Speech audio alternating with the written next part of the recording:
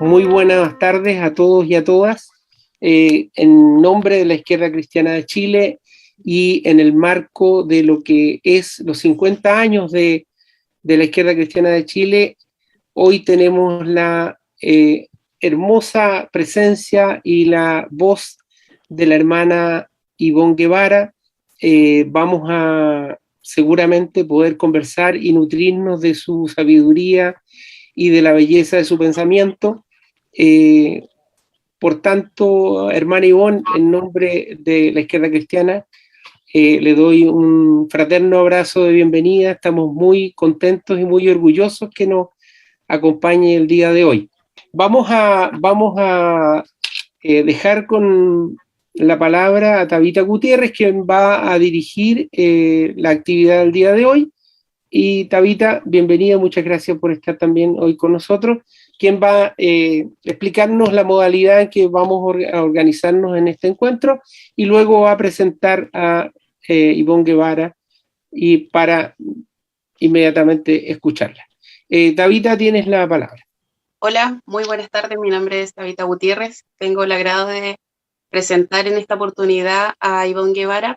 Ella es una religiosa católica, teóloga y filósofa que nos va a compartir de sus muchas experiencias que ha tenido. En esta oportunidad me toca hacer controlar las preguntas, esperar. Una vez que Ivonne pueda hacer su presentación, se va a abrir el espacio para dudas, consultas, opiniones que tengan respecto a lo que se plantee. Se pide por favor mantener los micrófonos silenciados. En el apartado de mensajería, de mensaje de la aplicación, pueden ir pidiendo la palabra para tomar nota, y luego cuando termine la exposición se va a ir dando el nombre de la persona que tiene la palabra. Y vos nos dirás si se parte de a una dando la palabra o respondiendo de el grupo. De tres va a ser, Tabita. De tres en tres. Tres palabras y va respondiendo. Ya lo habíamos conversado con la hermana Ivonne. De acuerdo, perdón. Le entrego la palabra a Ivonne Guevara entonces para que pueda comenzar con su exposición. Buenas noches a todas y a todos. Es una alegría hablar para Chile y para otros lugares de América Latina. Es un placer recibir la invitación de la Izquierda Cristiana Chilena y también de tener ahora algunas informaciones que ya están festejando los 50 años de vida, lo que es algo a ser celebrado en toda América Latina. Bueno, quiero decirles algo que me parece importante, que yo no soy experta en política, o sea que vivo la política cotidiana y algunas perspectivas políticas desde los temas y los problemas a los cuales me intereso y reflexiono. Así que mi aporte va a ser más bien una reubicación en el cristianismo, va a ser también una cierta crítica al tiempo actual de las políticas, de los conceptos políticos y de los conceptos religiosos, y después al final, que es el último punto, la abertura a lo que llamamos de ecofeminismo como una nueva perspectiva que se desarrolla en el mundo, en muchos lugares, y hay que decir que muy especialmente en Chile, porque Chile ha sido el pionero en el ecofeminismo. Y fue en Chile que me han bautizado de ecofeminista. Entonces, esto para mí es importante. Bueno, permítanme retomar algo que me parece importante, que la propuesta de esta reflexión viene de la izquierda cristiana. Este nombre hoy, por ejemplo, aquí en Brasil, suena muy problemático, es izquierda cristiana, sobre todo porque nuestro poder ejecutivo y nuestro presidente se dice cristiano y tiene una tendencia que dice que es cristiana y que no la ubicamos nosotros, ¿no? Entonces, solo para decir que es muy importante retomar muy brevemente la historia de esta expresión izquierda cristiana, porque esta expresión en realidad viene de una corriente presente en el cristianismo, pero una corriente que jamás ha sido la corriente mayoritaria. O sea, la corriente que llamamos izquierda cristiana y que, por ejemplo, en América Latina, a partir de los años 70 vamos a hablar de teología de la liberación y mucho antes vamos a hablar de acción católica y todavía antes se va a hablar, por ejemplo, en Francia de la nueva izquierda y ahí que invitaba a jóvenes cristianos a participar de esta nueva izquierda. O sea, lo que quiero decir es que la historia de lo que llamamos izquierda cristiana, ella empieza, yo diría, desde nuestra tradición, va desde los profetas de Israel, pasa por los evangelios, y no todos los textos de los evangelios, como también no todos los textos de los profetas y profetisas de Israel.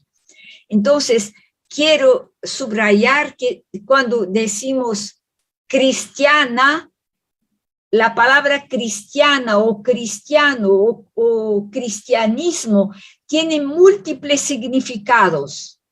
O sea que no basta hablar de izquierda cristiana hoy que ya se sabe lo que se quiere, porque tampoco esto es claro. Entonces, quiero recordar que tenemos, como yo decía, cristianismos, no un cristianismo. Tenemos cristianismo, eso es un pluralismo. Tenemos catolicismos, no un catolicismo. Y esto creo que es cada vez más importante, aunque decimos queremos una unidad, pero esta unidad que queremos es una unidad de deseo, no es una unidad que efectivamente es posible.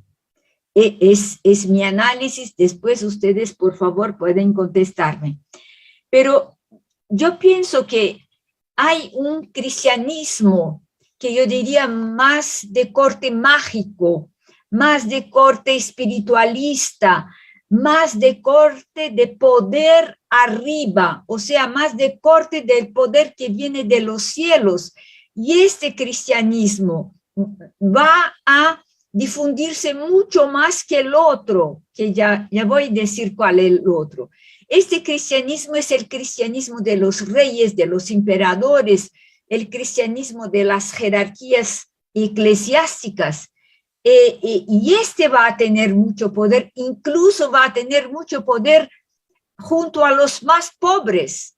¿Y por qué? Porque va a apelar para los milagros, va a apelar para los santos, para las santas, va a apelar para las creencias en milagros, va a apelar para una especie de poder absoluto de Dios que en cierto sentido independería de nuestras acciones humanas. Este cristianismo va a hablar de promesas, va a hablar de promesas más allá de la historia, va a hablar de la realización humana, no en los límites de la historia, pero más allá de la historia. Y es este cristianismo que es el cristianismo mayoritario, que ha sido el cristianismo de la colonización, el cristianismo que ha pregado la verdad de la religión cristiana, y al pregar la verdad de la religión cristiana ha despreciado los indígenas, ha despreciado las poblaciones negras, ha despreciado los extranjeros, ha despreciado en Asia las creencias asiáticas, y se ha impuesto una idea de universalismo total. Y llamo la atención a eso porque ustedes me han hablado del Papa. El Papa representa este universalismo, aunque también represente otra tendencia. O sea que el Papa es el Papa de la Iglesia, y la Iglesia es esta mezcla de miles de tendencias, miles y miles de tendencias. Entonces, esto me parece importante. Pero hay otro cristianismo en el cual me parece que ustedes, nosotros aquí presentes, nos hemos ubicado. Y este cristianismo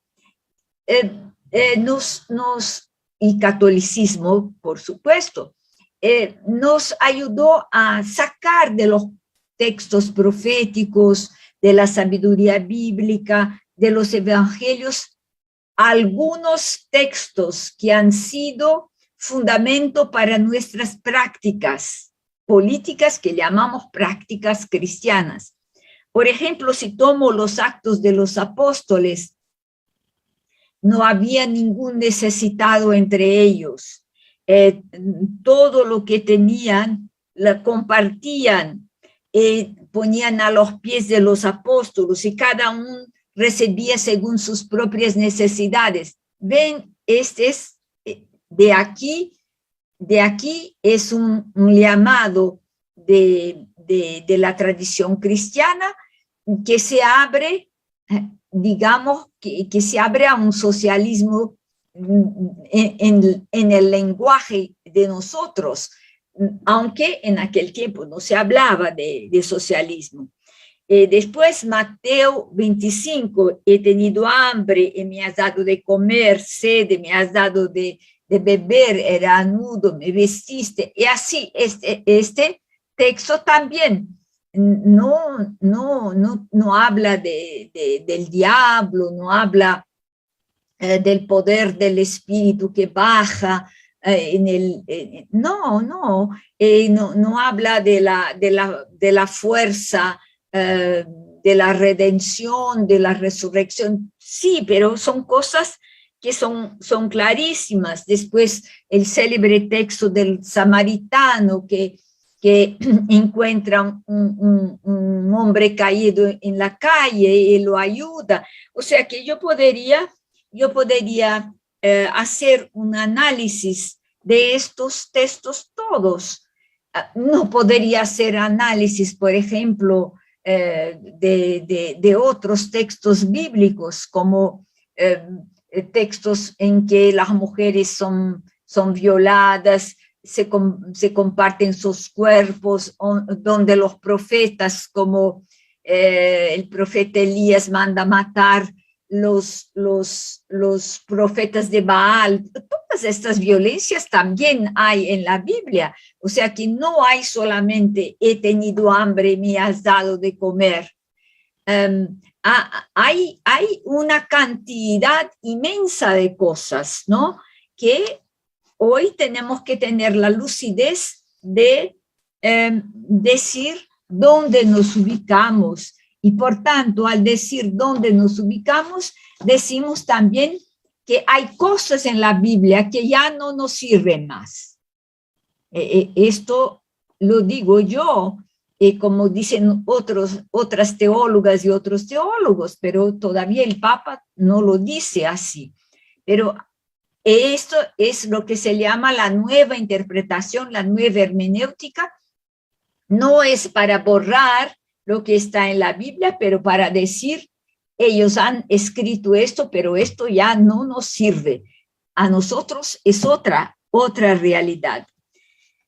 Entonces, esta tendencia, yo diría, que generó una dimensión de cuidado con los otros, una dimensión de solidaridad en un lenguaje más contemporáneo, ella siempre existió, siempre.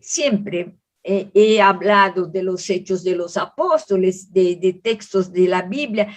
Hay que recordar, por ejemplo, que también en el siglo III, en el siglo IV y otros siglos, también en la Edad Media, muchos grupos se han rebelado contra la riqueza de la Iglesia, se han rebelado contra las alianzas con los ricos, con los imperios, y las órdenes monásticas, por ejemplo, nacen de una especie de rebelión y de nueva concepción de la vida cristiana. Por eso hablan de la pobreza, hablan del celibato, hablan de la obediencia a Dios.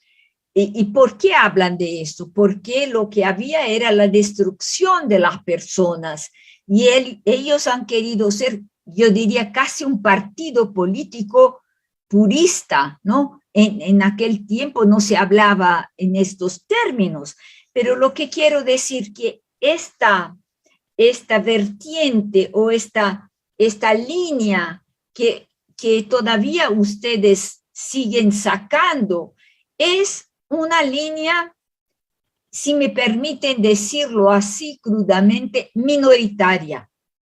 El cristianismo no ha sido solo ético, ha sido antiético. Ha sido antiético. La encíclica del Papa León XIII, que ha sido sobre las cosas nuevas del mundo, él condenó absolutamente la lucha de clases. Entonces, lo que quiero decir que no seamos ingenuos de decir cristiano es la misma cosa que cristianos. No, cristianos hay una diversidad de cristianos. La línea de Francisco de Asís en el siglo XII, XIII, lo mismo, lo que busca él es, aunque es presentado como tan santito, tan caridoso, tan buenito, en realidad es un afrontamiento político contra su padre, contra la nobleza de la época. Y esto duró hasta hoy. Por supuesto que no. Por supuesto que no. Hoy no significa que franciscanos son todos Francisco de Asís. O sea que los franciscanos también se conectaron con imperios, también se corrompieron, como los benedictinos, como los jesuitas, como muchas monjas también. Entonces, esta es una concepción que les invito a tener. O sea que no hay que tener miedo de decir qué cara de cristianismo tenemos o qué cara de cristianismo estamos desarrollando. Y hay que desarrollarla, no basta solo hablar de ella, hay que buscar las fuentes, hay que reinterpretarlas. Bueno, este es un primer punto. Hoy, ¿qué pasa hoy? Por un lado, esta tendencia ética parece que quiere volver. Desde los años 70 se habla de la teología de la liberación, pero efectivamente la teología de la liberación ha conseguido hacer pequeños cambios, pequeñísimos, y ya no se puede decir, desde mi punto de vista, creo que algunos colegas no están de acuerdo, pero no hay más teología de la liberación. No hay una actitud de la cristiandad, sí, hay núcleos, hay grupitos, pero no es una corriente mayoritaria que hace diferencia realmente en los países de América Latina. Entonces, hoy estamos viviendo en tiempos confusos y oscuros.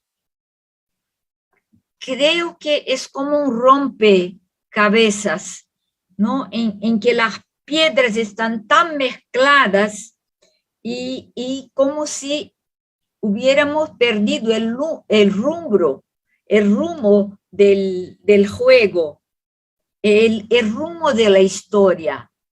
Y muchas veces queremos convencernos de que lo conocemos. Y al insistir que conocemos, no aprendemos novedades.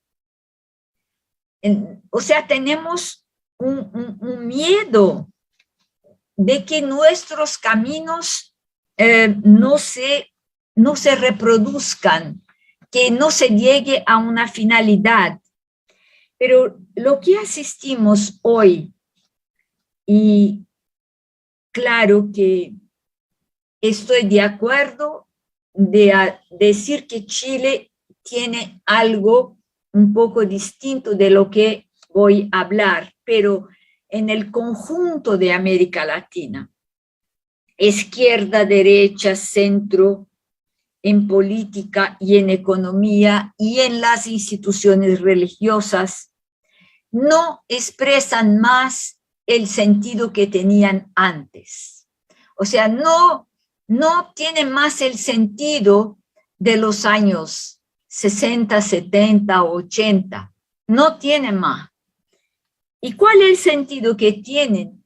Absolutamente un sentido móvil, inseguro. No hay clareza en qué es la derecha. De repente uno de la derecha sale del partido de la derecha y se va a un partido de centro. ¿Y qué es el centro?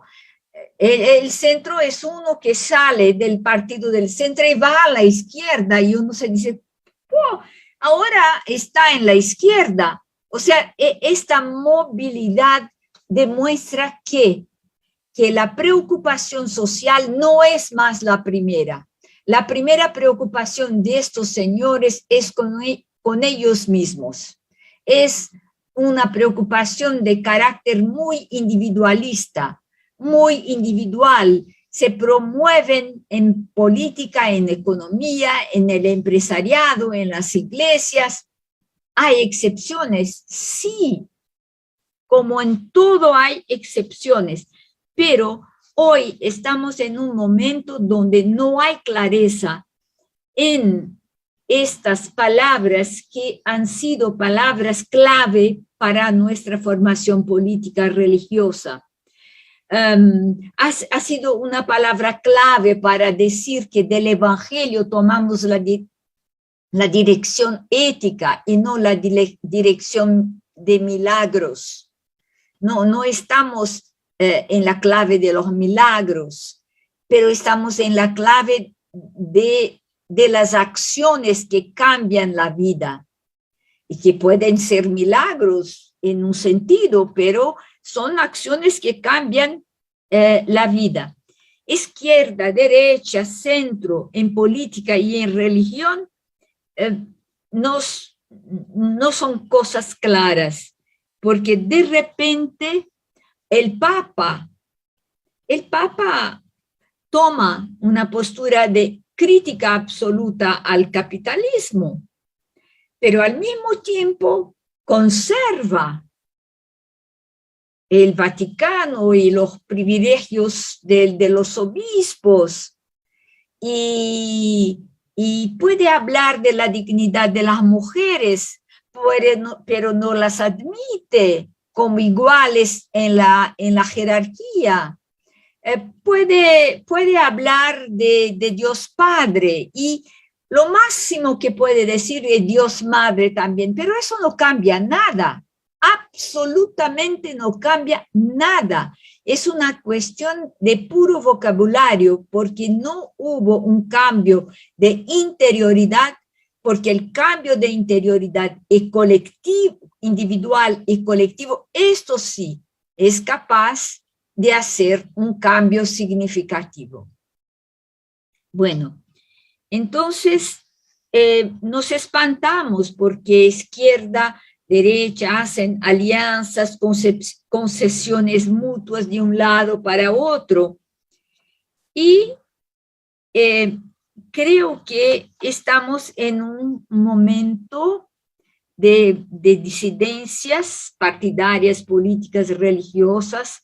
Muchos religiosos ya no son más religiosos, ya no creen lo que creían, ya no buscan en los evangelios o en la iglesia inspiración. La izquierda se identifica con la ética del evangelio, sí.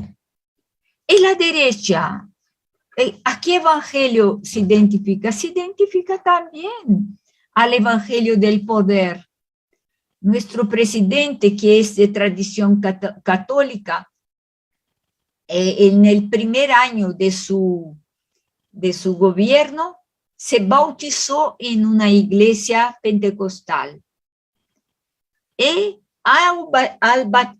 el día del bautismo entró en una piscina, se bautizó de nuevo, entró en una piscina y de esta piscina se escuchaba el canto, este es mi hijo muy amado. ¿Entienden ustedes la utilización política? La semana pasada, el 12 de octubre, hemos festejado la fiesta de Nuestra Señora de Aparecida, la patrona de Brasil. Bueno, él era católico, después se bautizó con los neopentecostales, hay que decirlo, neopentecostales, y llega a Aparecida y va a la misa, lee el evangelio, un texto, no es el evangelio, leyó la epístola y fue a comulgar, le han dado la comunión. ¿Entienden ustedes cómo las cosas no son claras? ¿Dónde nos ubicamos? Y entonces nos ubicamos en algo, creo yo, que tenemos que acoger las incertidumbres de nosotros mismos, las incertidumbres también de nuestras utopías, porque también las utopías son basadas en incertidumbres. Nosotros de izquierda no creemos que las utopías son llenas de incertidumbre, pero el cuerpo de una utopía, utopos, lo que no está, es esto una utopía, lo que todavía no está, pero aspiro, deseo. Y entonces, también lo que deseo y que no tengo, lo que deseamos y no tenemos, son incertidumbres que nos regulan, que nos orientan. Y entonces, hoy esto empieza a cambiar. Y esto empieza a cambiar con muchos movimientos, y muy particularmente con los movimientos feministas en teología. Estamos diciendo que la vida es llena de incertidumbres, incluso sociales. Ya no hablamos, discúlpenme porque toco a un tema caro de ustedes, ya no hablamos más del hombre nuevo y de la mujer nueva, no. Pero tenemos que hablar primero de cambio, de relaciones de poder. Antes de dar un título a lo que seremos, tenemos que cambiar las relaciones de poder. Tenemos que cambiar división de trabajos. tenemos que cambiar el destino de la violencia contra las mujeres, el destino de la violencia contra los indígenas. No estamos contra las poblaciones negras, contra inmigrantes. No estamos más queriendo ningún cualificativo de nuevo. La nueva mujer. No, esto no cambia nada. Lo que cambia es una actitud real, una reivindicación real que estamos haciendo, buscando cada día por qué están matando estas mujeres, por qué están matando estos indígenas, por qué la cárcel está tan llena de jóvenes negros. Esto nos interesa. Y entonces creo que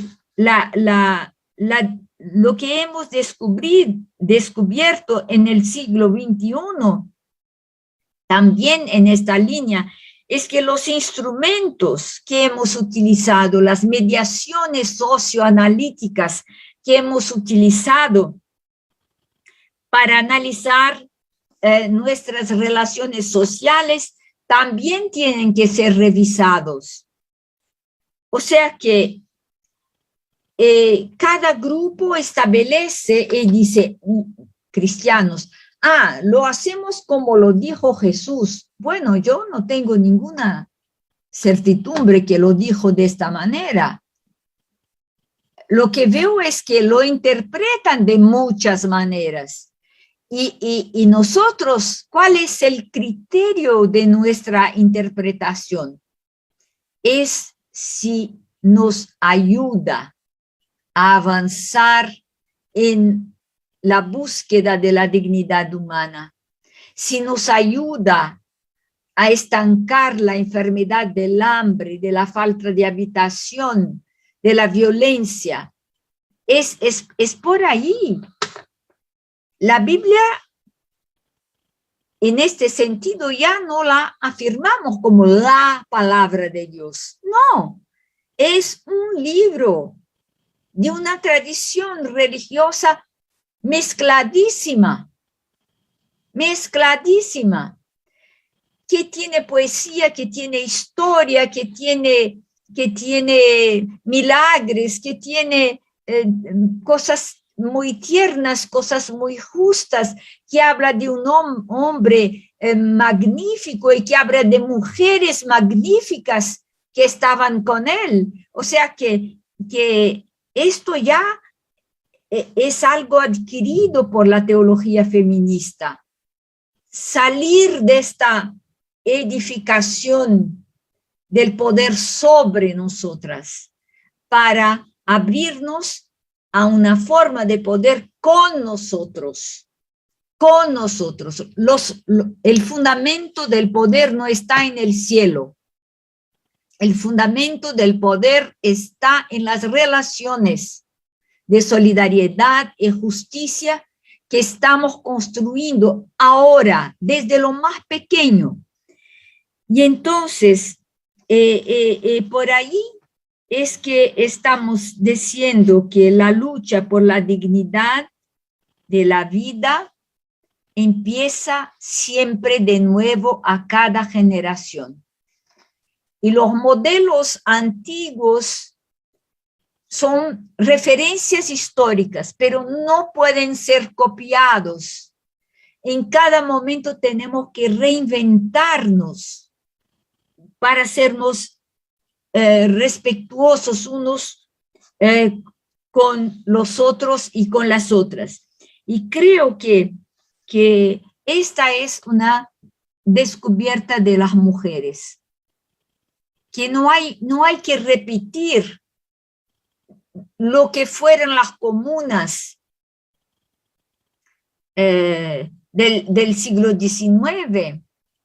No hay que repetir la comunidad ideal de los actos de los apóstoles. No hay que repetir la libertad, fraternidad, igualdad de la Revolución Francesa.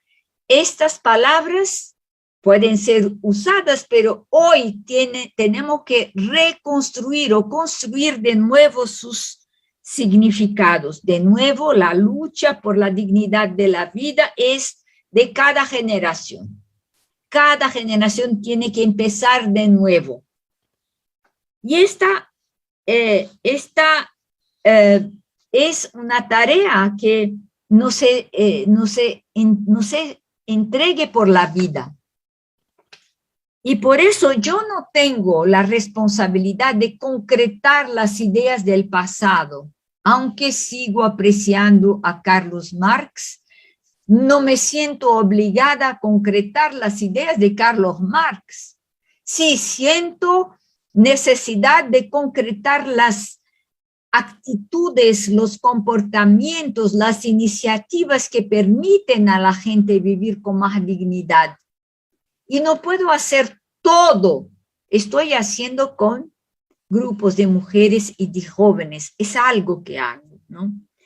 Y entonces, en esta perspectiva estoy casi al final de mi tiempo. En esta perspectiva, creo que tenemos que hacer la pregunta, ¿qué hay de nuevo hoy? Bueno, lo nuevo es que el ecofeminismo, que es una junción de la ecología con el feminismo. ¿Y por qué? Porque el mundo capitalista patriarcal mata a la gente y mata especialmente a las mujeres, sacándoles el derecho a la ciudadanía, y mata a la naturaleza, y mata a los ríos, y mata a los animales. Entonces, desde esta muerte injusta es que nos organizamos para una vida justa. Y ahí, primero empezamos a tener una nueva concepción del tiempo, una nueva concepción de lo que llamamos finalidad histórica, una nueva concepción de lo que llamamos interdependencia. Y finalmente esto resulta en una nueva concepción del ser humano, que ya no es más un ser aislado, animal, racional. Y esto me invita a retomar la tradición cristiana en su pluralismo y elegir de qué cristianismo me siento heredera. Bueno, cuando hablo de una nueva manera de entender el tiempo, una nueva concepción, es que ya no puedo más hablar del final del tiempo, de la finalidad del tiempo. Tengo que admitir cada vez más que a cada generación, cada vida, tiene su finalidad. Cada grupo cumple una finalidad. Y la finalidad es cumplida hoy, en este día. Y no hay que buscar frustración porque a los 50, a los 60, a los 70 no realicé mi finalidad histórica. O sea que la finalidad histórica no es una idea de finalidad. La finalidad histórica es un vivir en la historia. Esta idea de interdependencia como una realidad inscrita en nuestras vidas, interdependencia de las mujeres con los varones homosexuales, transexuales, con las diferentes razas, con la naturaleza, el aire, el río, los animales. Interdependencia de la vida es que la vida solo se sostiene si mantenemos la interdependencia. Bueno, puedo tener una absoluta certidumbre de que estas novedades, incluso el ecofeminismo, la nueva interpretación de la Biblia, van a promover días mejores para la humanidad. No. No. Son intentos provisorios de hoy.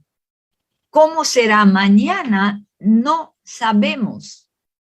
O sea que ya no podemos más poner las ideas frente a la realidad, porque no podemos apostar en un mundo sin nuestras debilidades, sin nuestro egoísmo, sin las corrupciones que hemos hablado, sin esta disputa y esta ganancia que nos caracteriza. Pero sí, en medio de estas contradicciones hay cosas, hay caminos. Se hace camino al andar, como decía nuestro poeta español. Entonces, nuestra apuesta estaría en el crecimiento de nuestra sensibilidad. Otra, cómo sentir el mundo hoy. Termino diciendo que desde la interdependencia, quizás no tenemos que tener tanta preocupación con los adjetivos cualificativos. Esta es la izquierda cristiana o la izquierda budista o la izquierda hinduista. Sí, somos un grupo político, sí, somos un grupo de tradición religiosa, pero que se suma a otros que tienen amores semejantes, con los cuales podemos unirnos, porque este flujo de amor al otro, este flujo de justicia, de compartir mi pan, él puede ser encontrado en todas las tradiciones, quizás con otras palabras, pero es lo mismo. Y entonces quizás este es un desafío que el siglo XXI nos lanza y que tenemos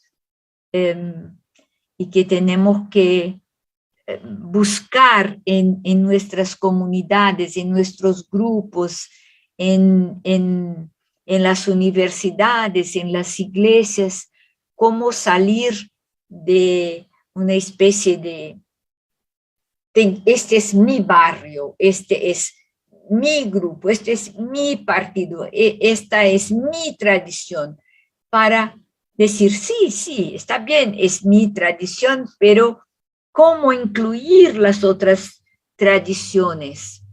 Y en las otras tradiciones me invitar como cristiana a comprender de nuevo la tradición cristiana, a aceptar que la tradición cristiana viene de la tierra, no es un paquete que el cielo nos ha jugado, no es un paquete que cayó de los cielos, pero es un fruto de relaciones, interpretaciones, algunas de solidaridad, de cercanía y otras de poder, otras de violencia, y en esto todo trabajar para comprender cuál sería el nuevo rostro del cristianismo que puede ayudar la construcción de la humanidad de ahora,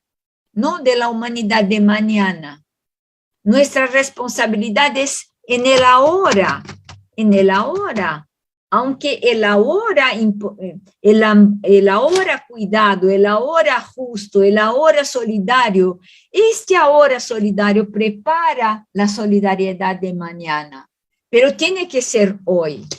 Es hoy que tenemos que luchar contra la violencia hecha a las mujeres. Es hoy que tenemos que luchar contra la violencia que las grandes multinacionales hacen a la naturaleza. Es hoy, porque el hoy es ya la preparación de mañana. El hoy es nuestra finalidad. El hoy es nuestra historia y nuestro objetivo. Creo que este es el desafío, el reto filosófico y teológico que el ecofeminismo nos está invitando, y no solamente el ecofeminismo, pero muchos movimientos sociales de nuestro tiempo que ya no pueden más ubicarse en los antiguos conceptos y se abren para la búsqueda de una comprensión diferente de las relaciones humanas. Muchas gracias y estoy ahora a su entera disposición para las preguntas. Muchas gracias, buenas tardes a todos, a todas. Ivonne, qué gusto volver a estar en un espacio donde tú estás. De lo que hablabas de nuestro desafío hoy, de que lo que hagamos hoy es para nuestro presente, ¿verdad? Y hablaste también de que cada generación tenía que hacer sus propias luchas. ¿Cómo desde el ecofeminismo, desde esta nueva mirada feminista de inclusión, de ser más que preocuparnos por el otro, es ocuparnos del otro, de la otra, del otro, desde este lugar, desde esta nueva teología, desde esta mirada, tanto desde la tierra misma, desde este Abya Yala que está renaciendo todas esas tradiciones tan necesarias que son de nuestras ancestras y ancestros, ¿cómo podemos dejar un camino más llano, más amable con aquellas nuevas generaciones? Porque nosotros vamos a trabajar en nuestro hoy, pero cómo también podemos un poco dejarles algo de camino ya avanzado, cómo podemos dejar una huella que no sea borrar lo que hacemos, sino que sea una continuidad para que estas nuevas generaciones no vuelvan desde cero a tener que plantearse una teología, una filosofía que sea más amorosa y amable tanto con nosotras, nosotros y la naturaleza. Muchas gracias, Ivonne. Ivonne, muchas gracias por compartir tu conocimiento. Por lo que me di cuenta, todos aquellos que luchamos por proteger la naturaleza y por combatir este modelo económico, por combatir el capitalismo, todos somos ecofeministas entonces, porque es como el concepto es el nuevo. Nosotros venimos trabajando con esa intención desde hace muchos años. Mi pregunta es la siguiente. Cuando tú aseguras o tienes como premisa de qué cristianismo me siento heredera, o sea, buscar uno, de qué cristianismo uno se siente heredera, la consulta es, lo planteas como diciendo que son varios, pero Cristo fue uno. ¿Dónde ocurrió esta divergencia, esta separación? Porque Cristo es uno, o sea, ¿por qué hay tantos cristianismos entonces? Esa es mi consulta. Yo voy a empezar por Romy, porque desde mi lógica recupero la pregunta de Tatiana después, ¿no? Romy, Cristo fue uno. ¿Qué quiere decir esto? Quiere decir que hubo un Señor que se llamaba Jesús. Este era un individuo, pero la palabra Cristo quiere decir Salvador, ungido. Ella es una palabra posterior que se le atribuyó a Jesús después de su muerte. O sea que él fue proclamado Cristo por una comunidad de gente que le seguía. Entonces tú vas a decirme, él ha sido uno. ¿Y por qué él ha sido uno? Todos tenemos que ser unos. No es verdad que él ha sido uno. Hubo peleas absolutamente increíbles. Si lees las cartas de Pablo, vas a ver las muchas peleas de los que decían que eran de Cristo y de los que no eran de Cristo, o de los que eran judíos que se tornaban de Cristo y de los que eran paganos y que entraban, y divisiones sobre qué significaba Cristo, si resucitó, si no resucitó, si se subió a los cielos, si bajó a los infiernos. O sea que nunca hubo esa unidad que nos han inculcado.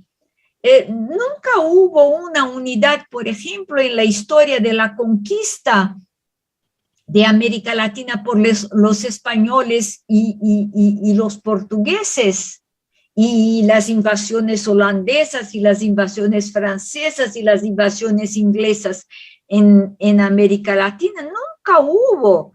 Creemos que hay una historia, pero no hay una historia. Hay muchas historias. Y ahí decimos, no, esta es la historia de Santa Teresa. Pero no, su historia ya murió. Lo que hay son cuentos, sobre cuentos, recuentos. Ahora estamos recontando la historia, por ejemplo, de los indígenas, la historia de los negros que han sido esclavizados, que, por ejemplo, en Brasil, que no tenían derecho Estados Unidos lo mismo, no tenían derecho a votar porque tenían color negra. Y entonces la historia tiene muchas caras. ¿Cuál es la cara que estamos dando a la historia? Entonces, ¿Cristo fue uno? No fue uno. Jesús fue uno, pero las interpretaciones que han hecho de él son múltiples.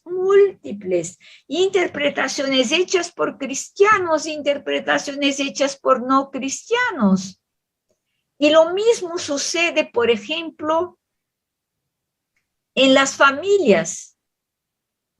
Una familia numerosa, cuando vas a escuchar 10 hijos sobre su madre, tienes la impresión que no es una sola madre, son 10 madres.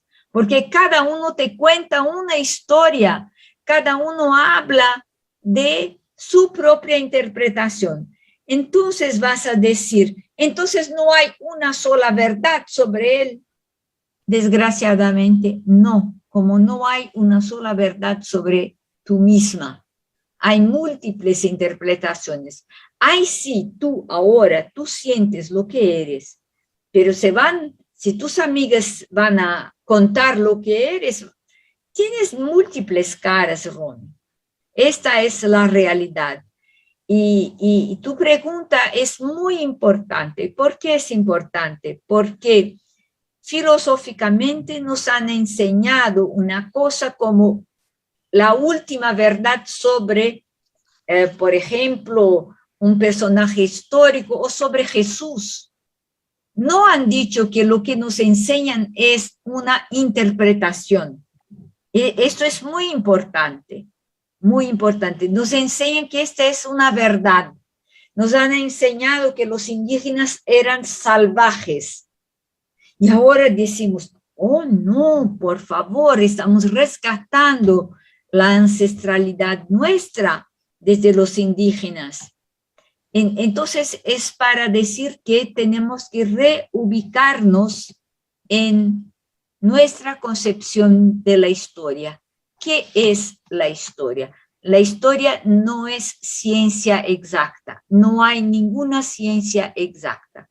Todas son conocimientos provisorios. Y ahí entro en la pregunta de Tatiana.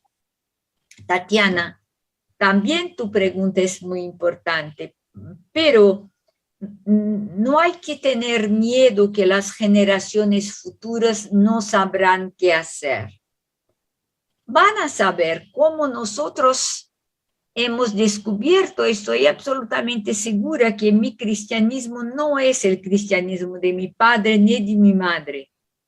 Tampoco es de las monjas con las cuales estudié, no es.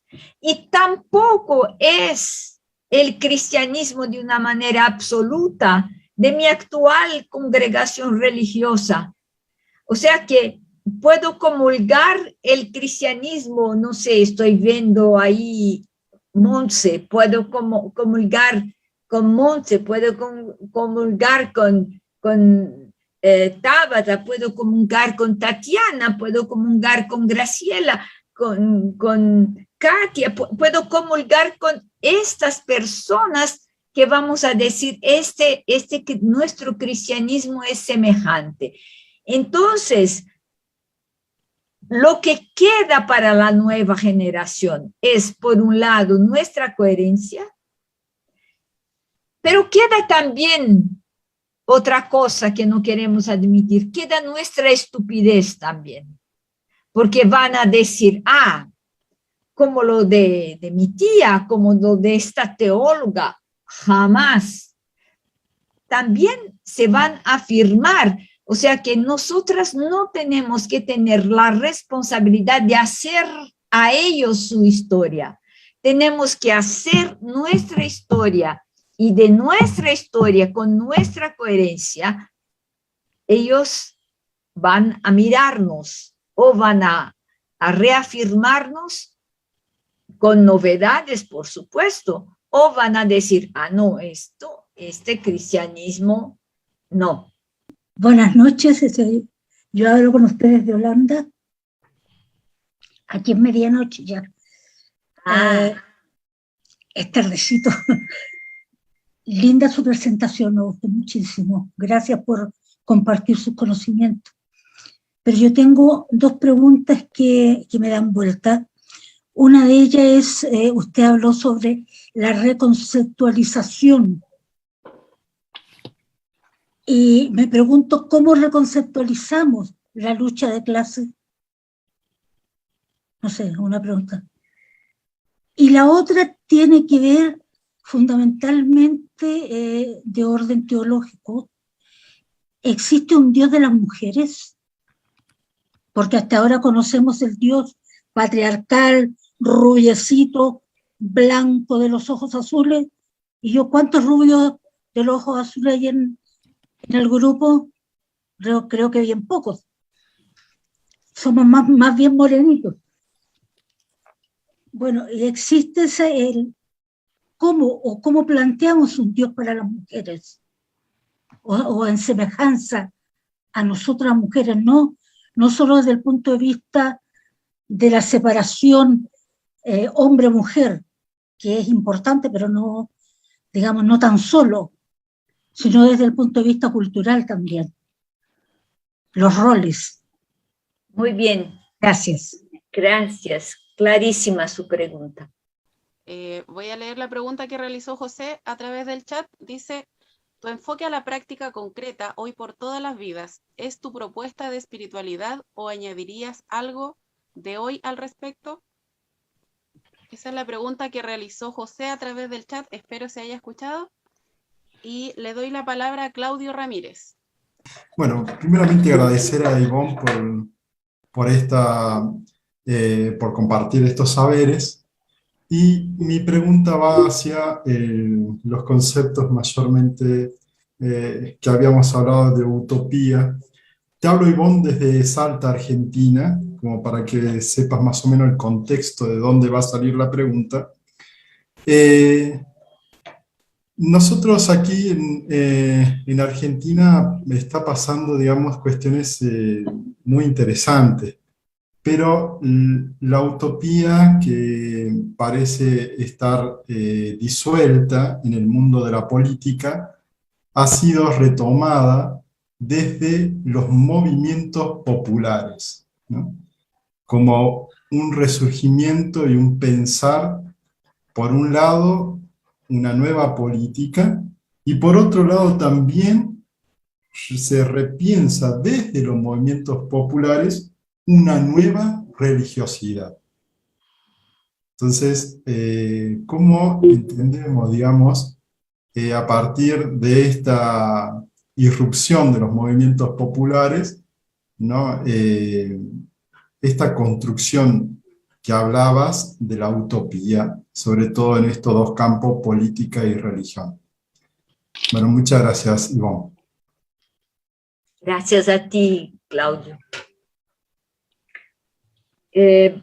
Bueno, ahí empiezo por intentar responder o comentar la pregunta de Carmen, que nos habló desde Holanda. Primero, cuando yo hablé de recontextualizar nuestros conceptos, por supuesto. Por ejemplo, tú has hablado de lucha de clases. Hay que recontextualizar qué es lucha de clases hoy. No hay que borrar el concepto lucha de clases, pero hay que recontextualizarlo, porque cuando se empieza a hablar de lucha de clases en una sociedad industrial es una cosa, en una sociedad postindustrial es otra, en una sociedad donde el trabajo se hace mucho por robots y por un mínimo, cada vez un mínimo de obreros manuales. Entonces, y al mismo tiempo, ¿qué pasa en nuestros países? Por ejemplo, en Brasil actualmente estamos con el 14% de la población sin trabajo. O sea, ¿cómo reubicar la gente sin trabajo en una perspectiva de lucha de clase? O sea que no, los que están sin trabajo están casi, yo diría, afuera de clase. Es, como diría en lenguaje marxista, el lumpenproletariado. ¿Cómo reubicar en una sociedad como la nuestra? ¿Cómo reubicar la lucha de clases en un capitalismo internacionalista salvaje, donde hoy la empresa está aquí, mañana se va a Argentina, pasado mañana sale de Argentina, va a México? Recontextualizar significa reubicar la historia de los que son sin derechos. Hoy la historia de los sin derechos no son los que siguen trabajadores. Los sin derechos son los que no tienen trabajo, no tienen, los primeros, los que no tienen trabajo, los que no tienen condición de vida. Entonces, replantear la lucha de clases, esto es importante. ¿Cómo replantear la relación religiosa? Y ahí cuando dices, existe un Dios de las mujeres, yo digo, no. Hubo un tiempo en que las mujeres las mujeres teólogas feministas y otras empezaron a hablar de la diosa, Dios, diosa. Lo mismo que hacen los políticos, señoras y señores, pero quien manda son los señores, ¿no? También se habló de la diosa, resgate de la imagen de la diosa en muchas culturas. Sí, esto tiene su importancia, pero desde la ecología hay un paso mucho mayor que tenemos que es que se encuentra también en filigrana en las tradiciones bíblicas, que es algo mucho mayor que sexualizar Dios Padre o Dios Madre o Diosa Madre, que es percibir que la palabra Dios, Theos, no quiere referirse a un personaje específico, pero se refiere a la fuerza de la vida, a todo lo que existe, que a mí me gusta hablar del misterio mayor. O sea que el misterio mayor incluye mujeres, hombres, incluye viejos, jóvenes, homosexuales, transexuales, incluye perros, incluye la floresta, incluye los peces, incluye el agua, las florestas, incluye todo lo que existe. Ese es el misterio mayor. O sea que no es una divindad en que ponemos en un altar y decimos, sí, te alabamos, te alabamos. No, no es más por ahí. Con esto hay que repensar qué es una liturgia, qué es una celebración y cómo integrarla, pero es mayor. Ahora la lucha de clases es mundial. Es mundial. Y eso que hay que replantear.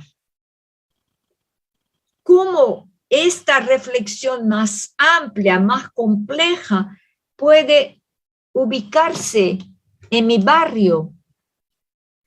Y ella puede ubicarse. Ahora Claudio hablaba, voy a comentar, pero claro que puede. A ver la cantidad de gente que no tiene trabajo. ¿Y por qué no tiene trabajo? La cantidad de gente que está comiendo cosas que vienen de afuera.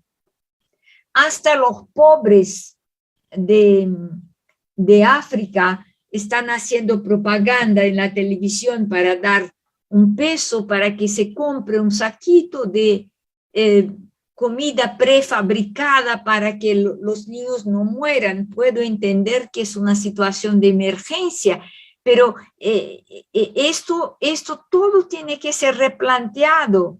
¿Por qué hay más de 200 organizaciones no gubernamentales que trabajan en Haití y todavía no se resuelve? Haití sigue como el país donde la pobreza, donde la miseria es lo más grande. Entonces, el replanteo es absolutamente necesario.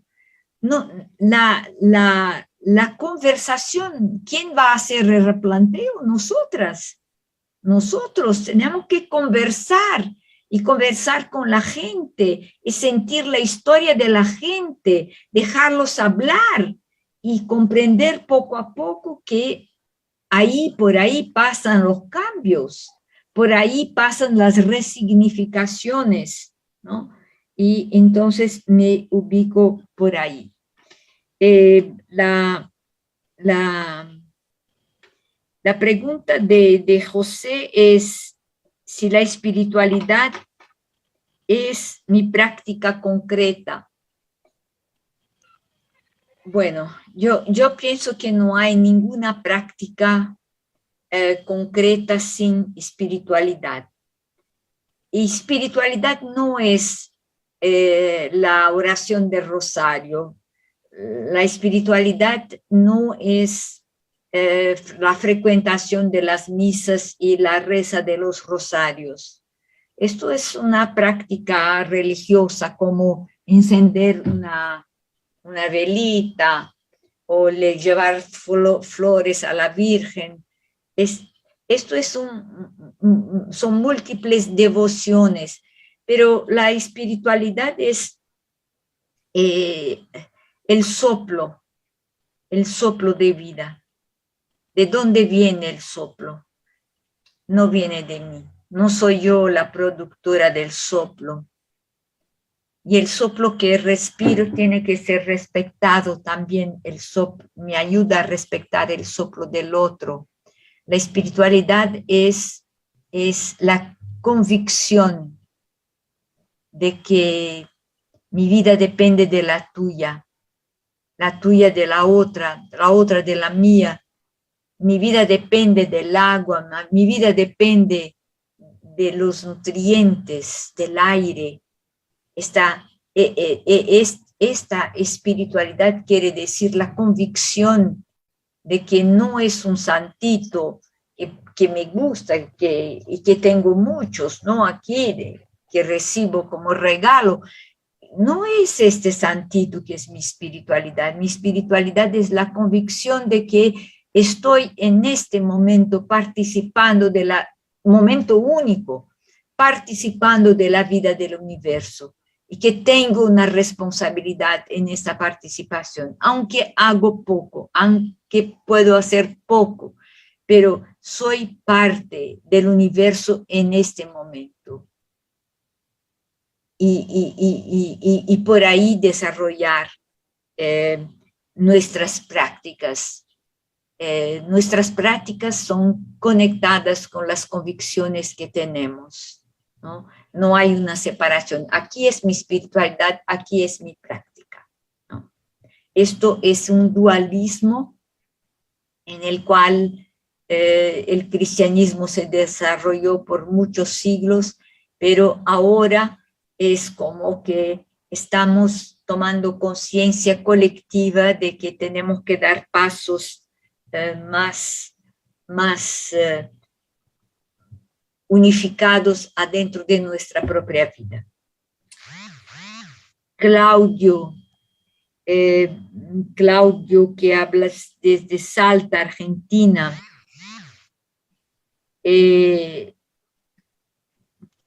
tú haces una referencia a la retomada de conceptos como utopía y otros desde la práctica de los movimientos populares, ¿no?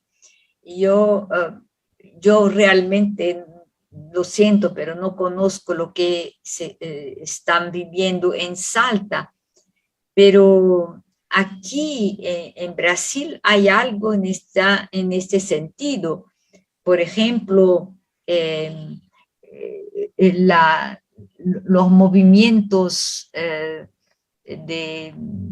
de artistas populares, ¿no? que se organizan y desde su arte intentan cambiar conciencias y actúan.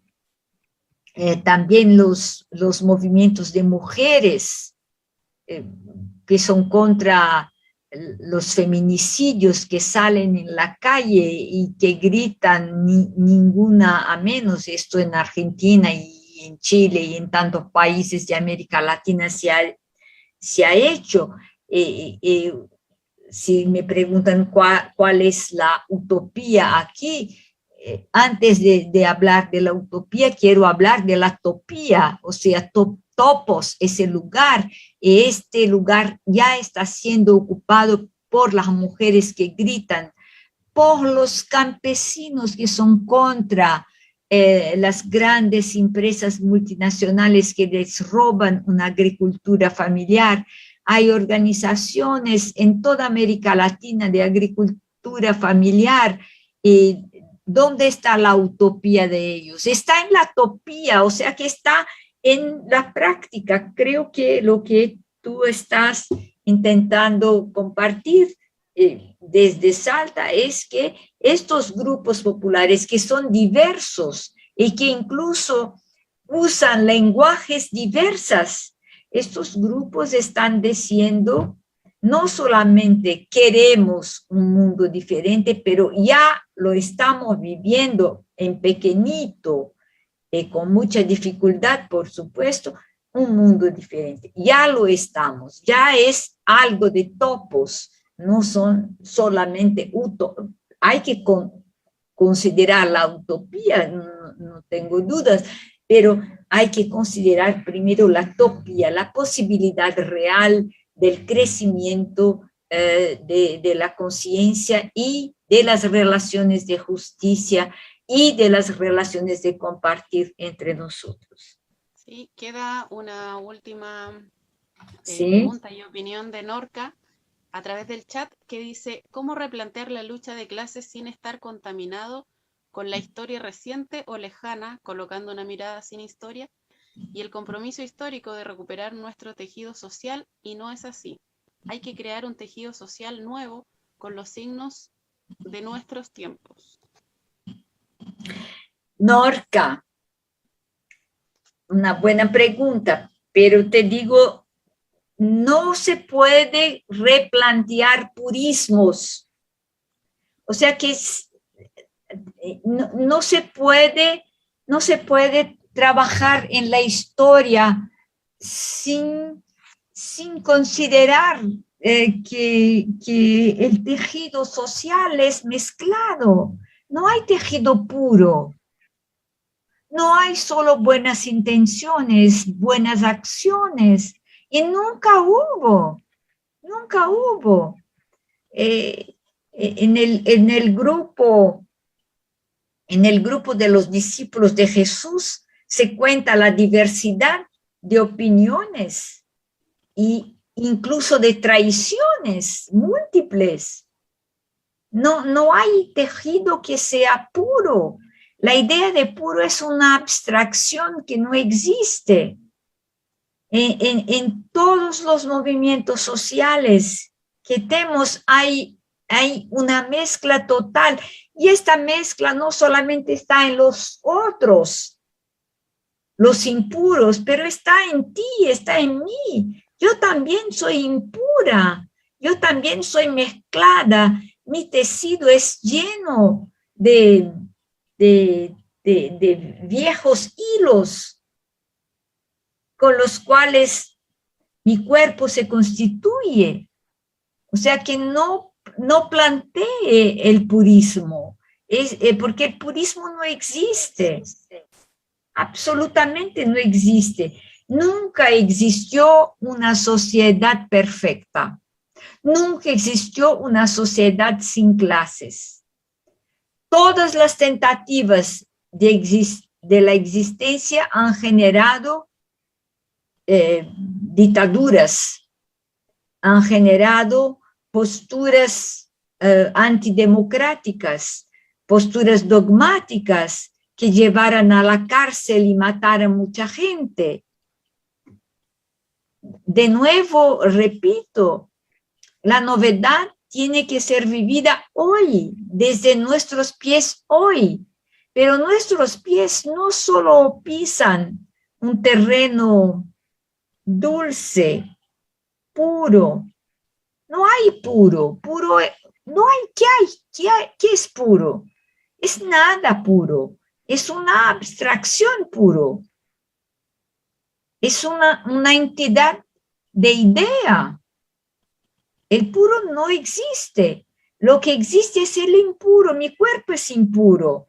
Y desde mi cuerpo impuro que podemos avanzar, tu cuerpo es impuro. De todos nosotros, solo podemos avanzar por lo que somos, de lo que somos somos imperfectos, impuros, traidores, traidoras, sinvergüenza, mentirosos, buenísimos también, capaces de amar, de dar la vida en un momento, pero también crueles en otro momento. Esta es la humanidad real.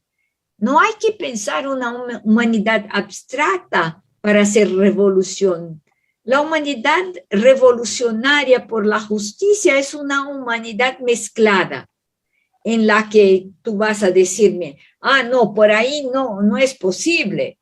Y yo voy a decirte, pero por ahí donde vas, quizás tendrías que poner algo como esto o aquello. O sea que la humanidad real es una humanidad mezclada y que es invitada a conversar. Lo que hay en nuestro tiempo es que no se conversa, no hay conversación, no hay diálogo real. hay actos que los gobiernos nos imponen y reaccionamos, por supuesto, pero esta es la historia, esta es la vida, ¿no? Cielos lo imaginamos, sociedad sin clases la imaginamos, pero efectivamente, ¿cuándo existió? Hasta los monasterios que han querido ser sociedades ideales, basta leer El nombre de la rosa de Humberto Eco, que vamos a ver los asesinatos, las cosas que se han pasado.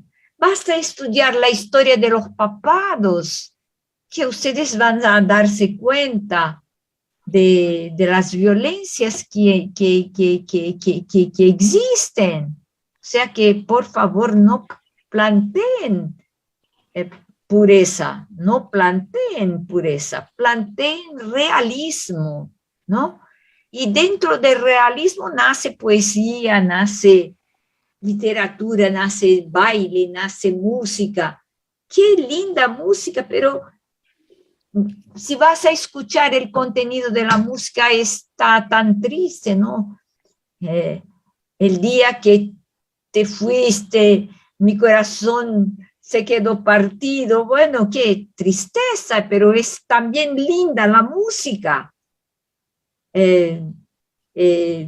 Cuando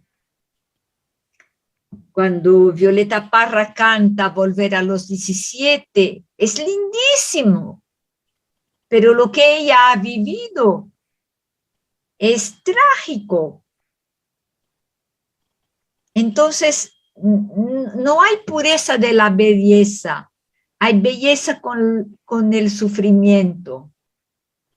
Esta es la nueva aproximación que tenemos que hacer de la vida para poder hacer cambios reales, ¿no?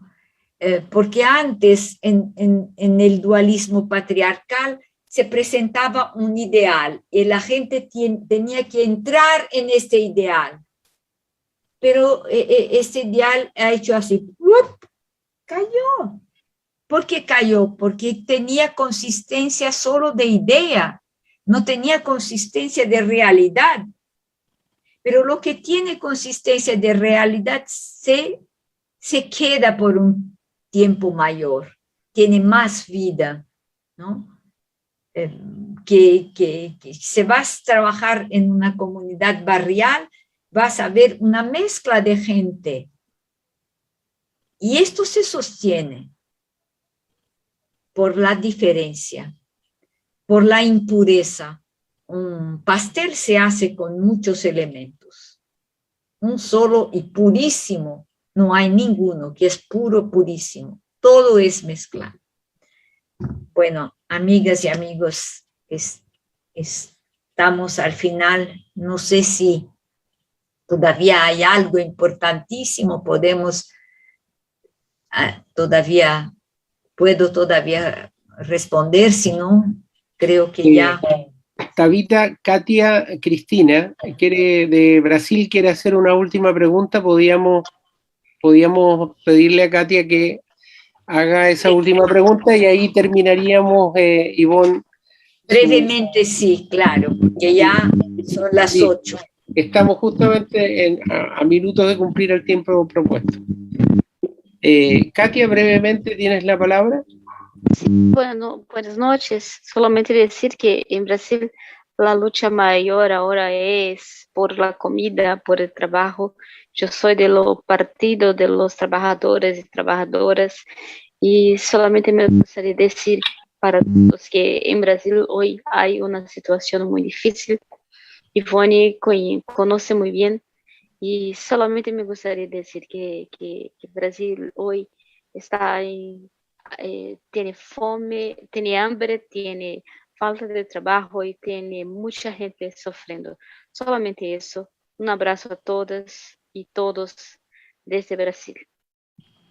Bueno, creo, gracias, Katia. Esta es una información que no sé si la gente se da cuenta del estado que está nuestro país, ¿no?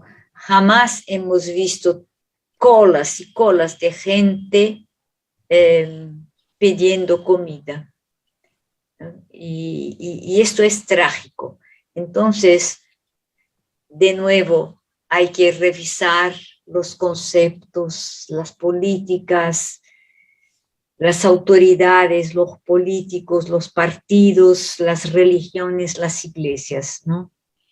Porque si queremos que la vida sea lo más importante, hay que pensar en concreto lo que se puede hacer, los pasos que pueden ser dados en conjunto. Bueno. Ivonne, muchas gracias por habernos acompañado. Voy a pedirles que activen por sí mismos los micrófonos para que le demos un gran aplauso, un cariñoso aplauso a la hermana Ivonne Guevara, que nos ha acompañado, nos ha llenado de preguntas, de reflexiones. Ha sido para nosotros muy enriquecedor oírla. Hermana Ivonne, le agradecemos que haya acompañado en los 50 años de la izquierda cristiana. No quepa ninguna duda que vamos a recoger tus cuestionamientos y vamos a hacer todo lo posible por vivir coherentemente acorde a muchas de las propuestas que usted nos ha hecho esta tarde. Así que, Tabita, muchas gracias por acompañarnos y por dirigir este encuentro y sin más, un abrazo para todos y todas y estaremos encontrándonos en un siguiente María de Talca, un abrazo. Que esté muy bien. Gracias, Ivonne. Un abrazo. Gracias. Gracias. Muchas gracias, Ivonne. Muchas gracias, hasta Un luego. abrazo. Obrigado pela sua Obrigada. conversa. Muchas gracias. Nosotros, usted... Pepe Fría, saludos.